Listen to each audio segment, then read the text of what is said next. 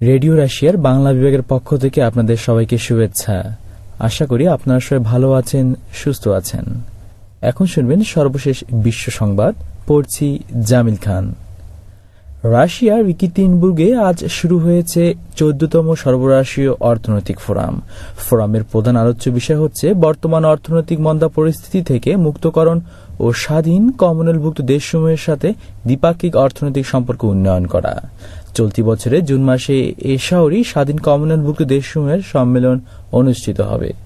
Russia সহ Kazakhstan, চীন, Tajikistan, Kyrgyzstan ও Uzbekistan উক্ত সম্মেলনে অংশগ্রহণ করবে।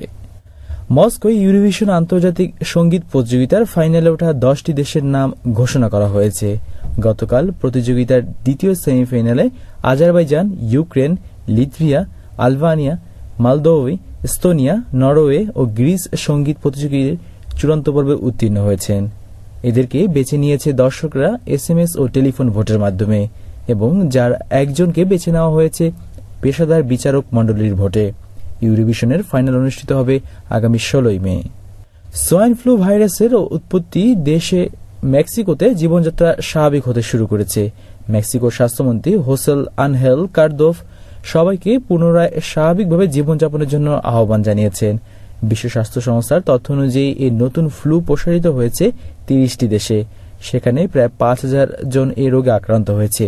50 জনের উপর মারা গেছে। এ রোগের প্রকোপ সবচেয়ে বেশি দেখা যাচ্ছে মেক্সিকো ও মার্কিন যুক্তরাষ্ট্রে। যুক্তরাষ্ট্র আফগানিস্তান ও ইরাকে মার্কিন সৈন্যদলকে $97 কোটি সহায়তার ঘোষণা করেছে। মার্কিন প্রেসিডেন্ট বারাক ওবামা ইতিমধ্যে এই ঘোষণাপত্রে স্বাক্ষর করেছেন।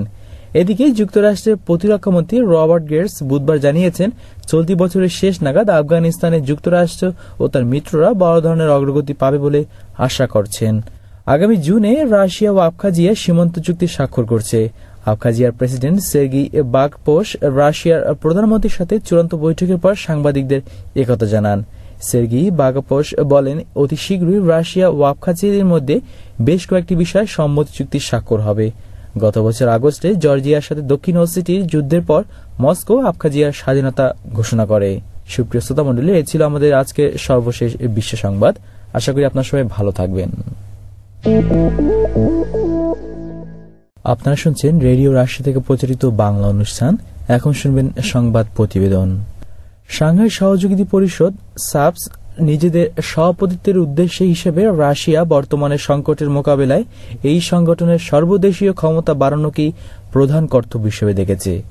রেডিও রাশিয়াকে দেয়া এক বিশেষ সাক্ষাৎকারে পূর্ব এশীয় কেন্দ্র ও সাংহাই সহযোগিতা পরিষদের কর্মকর্তা আলেকসান্ডার লুকিন এই ঘোষণা করেছেন। এই বিশেষজ্ঞ আরও বলেন, ঠিক 1 মাস পরে উরালের ইকেতেরিনবুর্গে সাপসের অধিবেশন বসবে।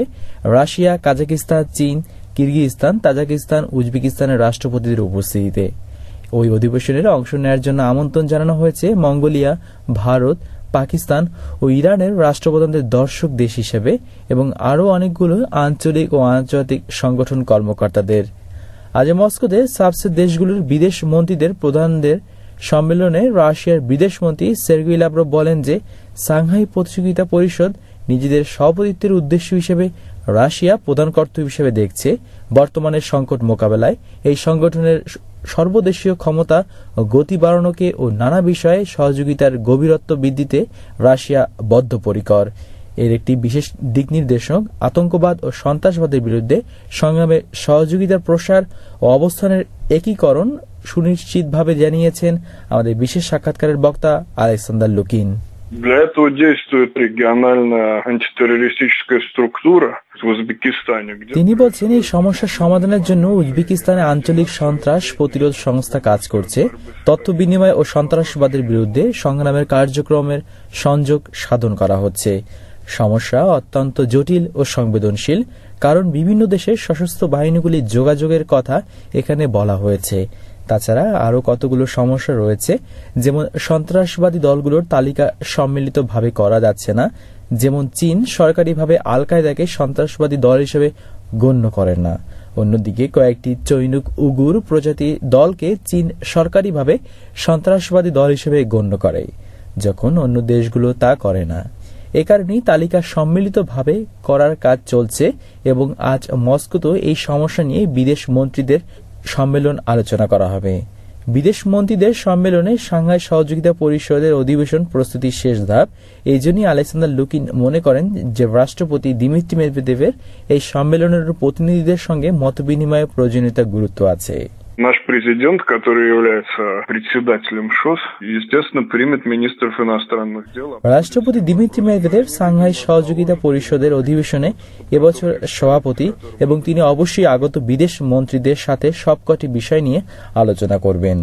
এই অধিবেশন মাত্র একদিনের, তাই এর সমস্ত অংশই সুষ্ঠুভাবে তৈরি থাকা চাই ও দলিলগুলির প্রধান অংশ সঠিকভাবে সম্পাদিত হওয়া চাই, বললেন আলেকজান্ডার লুকিন।